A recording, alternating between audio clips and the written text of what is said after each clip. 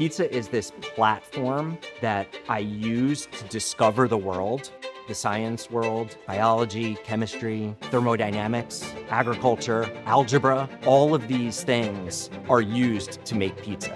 So I get to discover the world and I get to connect with people. And that's before we even take a bite.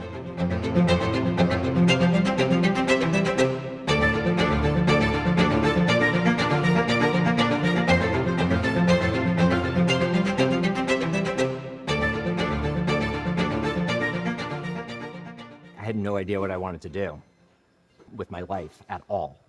I knew I wanted to go to Rutgers, so I applied to all the schools. I didn't want to be a vet or a doctor. I had no idea what I wanted to be. I was a 17-year-old kid with not a care in the world. It was my sophomore year that my mom was diagnosed with breast cancer. So my junior year and senior year, she would get her chemo in New Brunswick, and I would go sit there as the bag dripped into her arm. And then, a couple hours later, I was at one of the bars with all my friends having the most grand time ever. But with that huge weight on me, caused me to have a lot of anxiety, and my focus sometimes was on school, but not always. Also, during my senior year, I decided to fly to Italy. Everywhere I went in Italy, the food was so completely different. I never tasted food like I did in Italy. And I was just curious. I wanted to know why. Why was the food so much better there? And it was that curiosity that led me to begin cooking. So these were my dorms, the Newells. Haven't seen them in years. I didn't know hazelnuts grew in New Jersey. I didn't know Rutgers grew hazelnuts. Rutgers has been trying to outbreed this filbert blight, which is a fungal disease, and New Jersey is actually the epicenter of this disease. So if we can outbreed the disease here, it's a great crop for worldwide use. Never intended to put hazelnuts on a pizza by any means, but when life gives you hazelnuts, you make hazelnut pizza. So I was in the Newell apartments also when I was a student.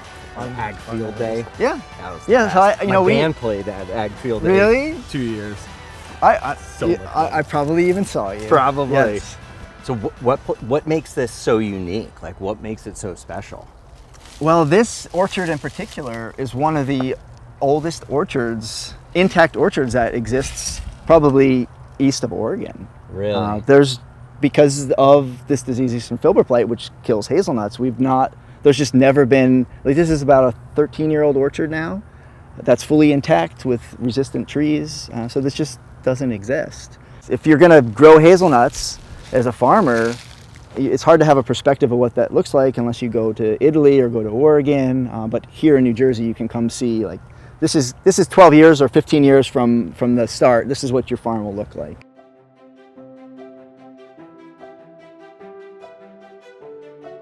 My mom got put on hospice. We were having a lot of visitors over to see my mom for the last time. So I started to cook, and I immediately noticed that every time I cooked something, people came to me. And my friends would come over, and I would cook for my grandparents who were staying at the house, and it was like this little tiny moment of joy in the worst time of my life. And she passed away that September. And it was just in this kind of bizarro world where I just graduated college. All my friends are they're moving to Manhattan, to Brooklyn, getting real jobs, doing big things, still completely carefree. And my life was completely shattered. I was very close with my mom, and I never experienced death that close to me ever. My mom was actually a calligrapher by trade. Through repetition, she trained her hands to work a certain way, and seeing that progression of the work getting better through repetition, it's one of the main ways that I honor her with what I do, because I do the exact same thing. Repetition every day, seeing slow and steady growth. We're making pizza, and pizza is this platform for discovering the world, connecting with people, and explaining that our food system is so vulnerable, and yet we can have a huge impact on it. And we're doing it with pizza as the guide. I love using my hands to make something. I love using my hands to make something for someone else. Those are things that bring me such satisfaction. Sharing a meal with somebody is one of the most special things that you can do with another person. It can spur conversation, it can spur empathy. You can learn from whatever you're eating. You learn about the other person you're eating with. It's the conduit for connectivity. Pizza and cooking got me through the most difficult times of my life. I grew up with a fearless risk taker who didn't care about failure. And that's one of the best things that my mom ever taught me. Because now I don't care about failure. I love failing because I'm learning. If I'm succeeding in something one time, it's not exciting. I like the challenge. I like the climb. It's really great coming back here after all of these years. I didn't really have any idea what I was going to do for my profession when I was at Rutgers. It's really easy to look back and connect the dots to see how I got here, and I wouldn't change a thing.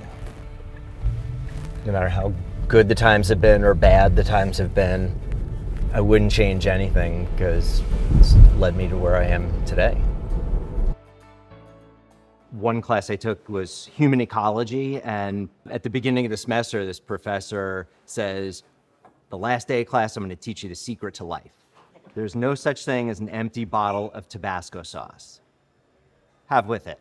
Enjoy.